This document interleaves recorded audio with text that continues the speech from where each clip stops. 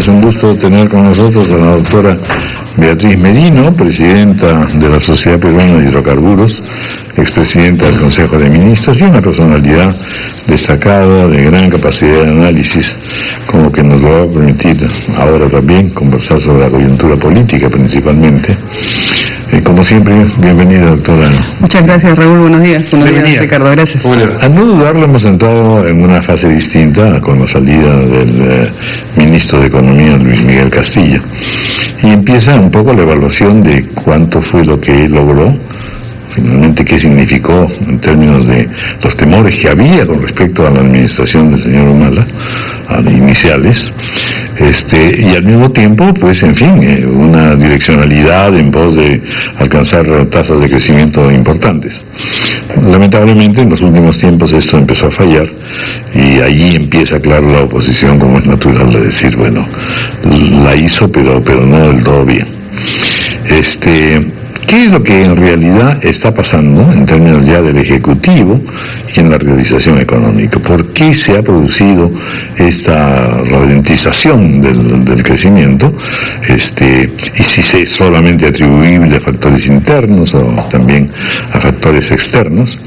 Y en segundo lugar, en verdad, la condición o capacidad de respuesta del gobierno a los pedidos principalmente empresariales y de economistas que señalan pues que en efecto hay factores institucionales que detienen o frenan o dificultan una mayor inversión.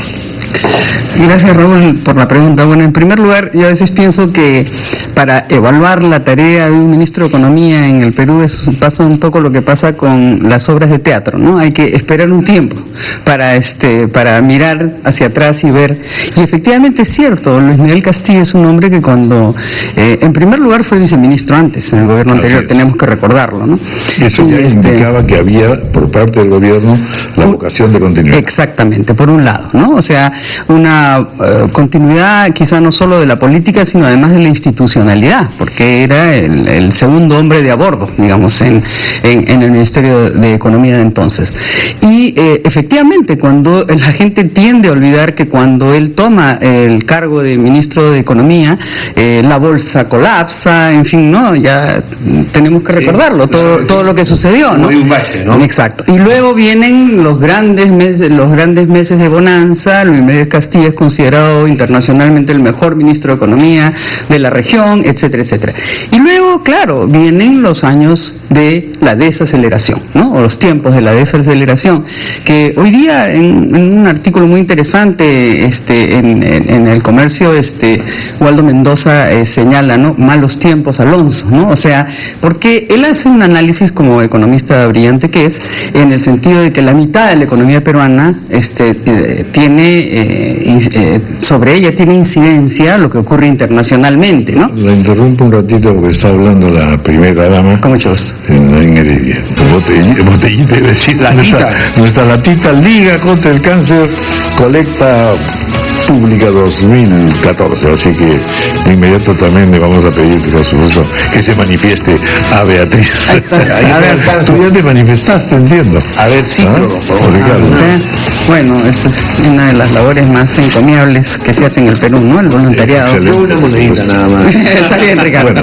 Bueno, volviendo. Hoy, ayer y hoy, hay tiempo para colaborar. Esto es lo importante. Continuamos. Bueno, volviendo a la conversación que teníamos, yo decía que yo creo a Luis Miguel Castillo tenemos mucho que agradecerle y estoy segura que así será cuando se converse siempre sobre él en el futuro, y su futuro todavía tiene mucho que ofrecer, es un hombre muy joven, ¿no? Y ahora, quizá yo repetía lo que decía Waldo Mendoza hoy día, decía, más de la mitad de nuestro crecimiento no tiene nada que ver con lo que hacemos, sino con lo que pasa afuera, ¿no? Esa es una reflexión muy interesante a tomar en cuenta por la clase política, creo, porque es más bien el momento, ¿no es cierto?, de cerrar filas detrás de una política económica y detrás de una institucionalidad en la que hay un consenso en el país, ¿no? Pero mire cuánto tiempo nos ha costado, ya no hablamos nosotros los peruanos, me refiero, como en décadas pasadas, de retroceso, de caída. Estamos hablando de desaceleración, es decir, seguimos creciendo a un ritmo un poco más Es que creo que los peruanos aprendimos de una manera muy dura que no se hace política con la economía, ¿no es cierto? Y yo creo que esa es la política monetaria, la política tributaria, la política de inversiones, son políticas en las que esto que estamos viendo en el Perú, ese desarrollo y que saca a la gente de la pobreza, es producto de un consenso que nos lleva a seguir avanzando. Y creo por eso que todos debemos desearle al ministro Alonso Segura los mejores éxitos en beneficio de todos nosotros, ¿no? O sea, es un funcionario también de casa, ¿no? Era el jefe de gabinete, el ministro Castillo. Estamos empezando a ver una institucionalidad también en el Estado en materia económica. Interrumpimos de nuevo porque la primera dama está tocando el tema mayor.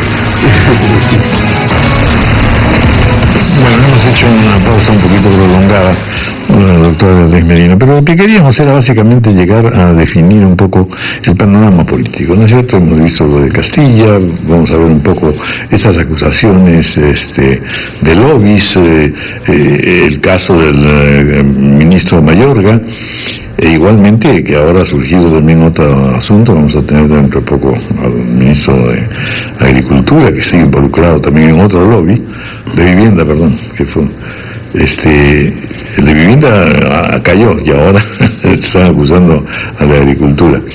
¿Qué cosa está pasando? A ver, yo creo que estamos en este momento en un momento poniendo, yo creo, al modelo bajo ataque, ¿no? En un momento en el que la desaceleración brinda cifras pues duras, difíciles, ¿no? Que están mostrando, digamos, en todo caso la debilidad de las economías, pero eso sucede no solo en el Perú, ¿no es cierto?, en el mundo entero, ¿no? Cuando eso ocurría en el pasado, la inquietud se volvía entonces más bien de los sectores empresariales, ¿no?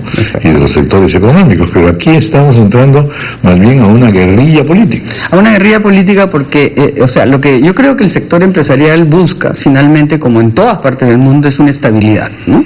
¿Una estabilidad en qué? En las políticas, en este caso en la política económica, en la institucionalidad, en este caso en los funcionarios a cargo, ¿no es cierto?, o las entidades a cargo de lo que es la economía, la producción y en general el modelo del país, ¿no?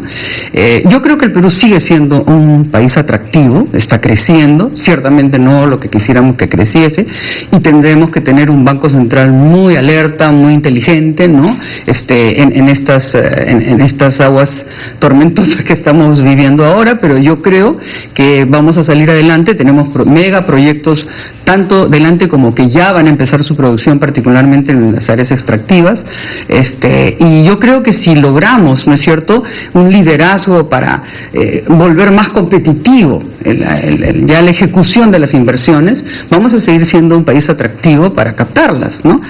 Entonces yo creo que debemos reinstalar una confianza nacional en lo que es la economía del país, pero lo que efectivamente sucede es que el modelo y las personas que están llevando adelante el modelo están bajo ataque, como bien has dicho, ¿no? Ahora, doctora Merino, el crecimiento de nuestro país, que se supone vamos a retomar con ímpetu, como ha dicho el ministro de Economía, el próximo año, en los próximos meses, no es posible sostenerlo, también se ha dicho, si es que no tenemos instituciones fuertes, falta institucionalidad. Y a propósito de ello, precisamente se ha cuestionado esta figura de supuestos conflictos de intereses, lobbies, gestión de intereses privados desde el sector público. El primer señalado ha sido el ministro de Energía, el señor Eleodoro Mayorga, que enfrenta, usted sabe, una censura en el Parlamento Nacional. Sí, bueno, a ver, miren, sobre el ministro Mayorga, ¿no? Digamos, en primer lugar lo que tenemos que decir es que todos tenemos que respetar al Congreso y las decisiones, el debate en el Congreso y las decisiones que el Congreso tome. Yo lo que podría invocar al Congreso es a que escuche al ministro Mayorga. Lamentablemente el otro día estuvo 6 horas hablando, ¿no es cierto? Mire, yo escuché en el canal del Congreso toda su presentación. Prácticamente toda, de pronto me paré a tomar un té o algo así, pero prácticamente toda su presentación. Y en pocas oportunidades he visto, ¿no?, a un ministro interpelado referirse con mayor respeto a la institución congresal y a dar su versión y su verdad, y creo que eso es algo que los congresistas tienen que escuchar. O sea, tienen que escuchar la versión de un funcionario que va, que dice su verdad, que lleva sus documentos, que pasa sus PowerPoints, que reparte documentos, y eso es un ánimo, ¿no es cierto? Quiere la limpidez. Y así es, y tiene el derecho de, como él ha dicho, limpiar su honorabilidad. Yo lo conozco recién de los últimos meses, digamos, porque estoy al frente de la Sociedad Peruana de Hidrocarburos, y es un hombre cuyo currículum, por ejemplo, es francamente impresionante, ¿no? O sea, tiene doctorados, un ingeniero petrolero, hemos visto la Sociedad de Ingenieros decir que es uno de sus más respetados miembros. Además, ¿no? Ha trabajado en conglomerado que manejaba Quijandría. O sea, así es, Jaime Quijandría, que es que en paz descanse, que es un gran peruano, y es un hombre que ha tenido una trayectoria internacional, doctorados de estudios en economía petrolera en París. En fin, yo he estado leyendo sobre su función, y luego también es cierto que ha abordado megaproyectos que estaban... Ya convenció al congresista Daniel Abugataz que dentro del oficialismo era el más duro señalador del lobby. Que no es poca cosa. Ajá, sí, ya está convencido de Abugataz de las explicaciones. Bueno, entonces, la invocación que habría que hacerle al Congreso es que escuche, ¿no? Porque tenemos que tener al frente también funcionarios que, si son capaces, si son gente de trabajo, y salen a defender su integridad, entonces tienen el derecho también de ser escuchados por la clase política, ¿no? Y sí, y en cuanto a lo que usted señalaba de los conflictos de intereses, ¿no? Claro, que también hay que tener mucho cuidado, ¿no? Justamente para transparentar la gestión, por supuesto, si es que alguien está al frente de un sector es porque lo conoce, y a veces eso se entiende, o podría entenderse como conflicto de intereses. Bueno, a ver, sobre todo si mantengo hay normas sobre conflicto de intereses, eso es ¿no es lo que verdad? hay que Hay leyes de gestión. Así es. Y no solo redefinir, sino además llevarlas a la práctica, ¿no? O sea, quién es gestor de intereses, si eso es legal. Se puede ser gestor en el Perú, porque se ha señalado, por ejemplo, la doctora Blum. Eso es lo que no está efectivamente definido, ¿no? Ahora, lo que creo es que por eso es que la transparencia es la mejor compañera, ¿no? O sea, digamos, la Sociedad Peruana de Hidrocarburos, por ejemplo, presentó, y yo lo vine a traer acá hace unos meses, sus propuestas en las actividades de hidrocarburos de manera pública, ¿no? Presentamos nuestro libro blanco de hidrocarburos, luego tuvimos reuniones gremiales en el sector para ir avanzando las propuestas que se habían hecho. Es simplemente una propuesta pública que puede estar bien, puede estar mal, y se abre un debate sobre el tema, ¿no? Lo mismo dije en el caso del reglamento ambiental, por ejemplo, ¿no? Es evidente que había una controversia producto de los famosos, tristemente célebres Cornejo Leaks, ¿no? Y entonces, claro, creo que lo mejor es hacer una prepublicación para que nuevamente la academia, las empresas puedan pronunciarse o señalar si tienen algún aporte que hacer, ¿no? Yo creo que aquí el tema es la oscuridad, ¿no? O sea, la palabra lobby tiene una implicancia de corrupción, negativa, de algo negativa, ¿no? De que se ha ido a hacer un pago, una cosa siniestra, oscura, negociaciones, ¿no? En secreto y por lo bajo. Exactamente. Y eso es lo que me parece que hay que tienen muy mal efecto, además, sobre la población, tienen una muy mala connotación, dan lugares a acusaciones penales, criminales, políticas, etc. Usted decía que el modelo estaba bajo ataque. ¿Quién es el que está interesado en petardear el modelo? Bueno, nosotros sabemos, y eso no es ningún secreto, ¿no? Que la política la política económica tiene sus detractores, ¿no es verdad?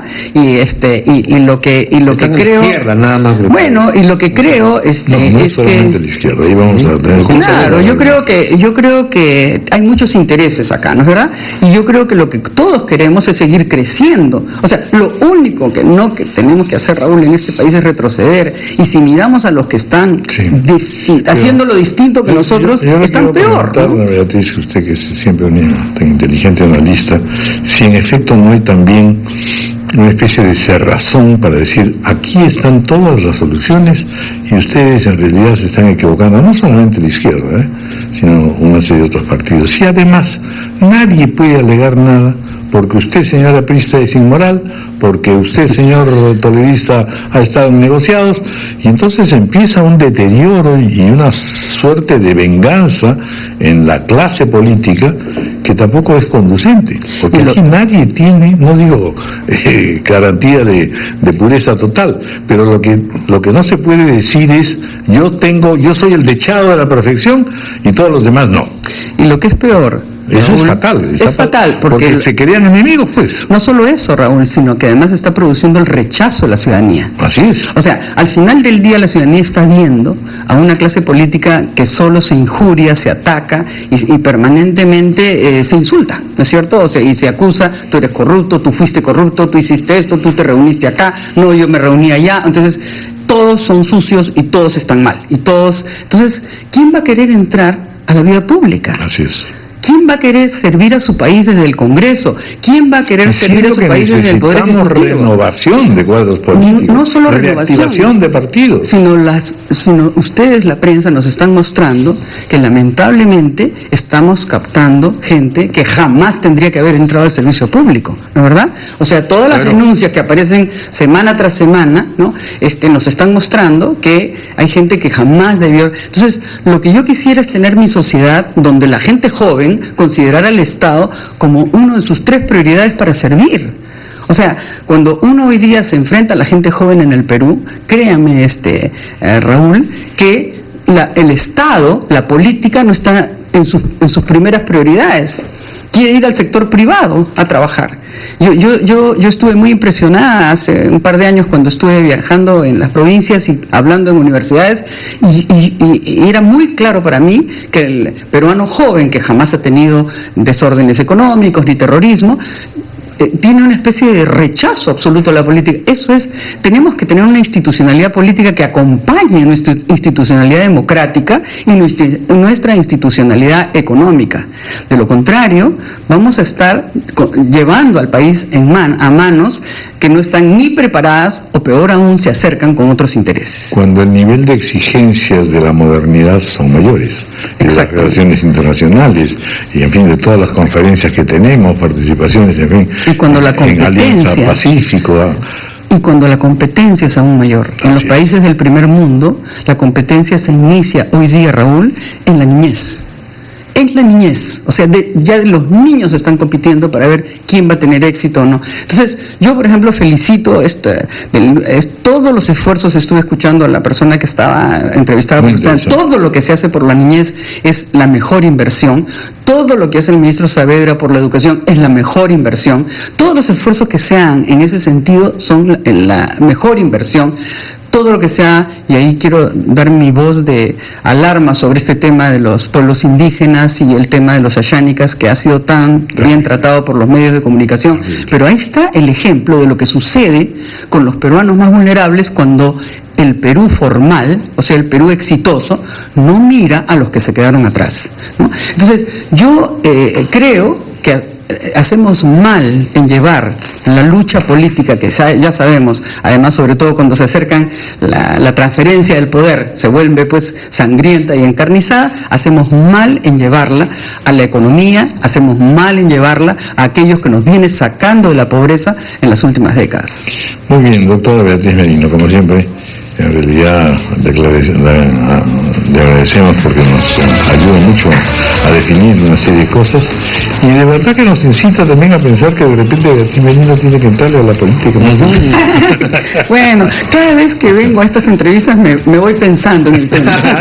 Gracias por decirlo. Muchas gracias, Beatriz. Gracias. Muchas gracias. 8:48. Vamos a conversar luego con el ministro de Vivienda y Construcción, Milton Fongese, que yo lo refería como ministro de Agricultura, pues ahora está en Vivienda y Construcción.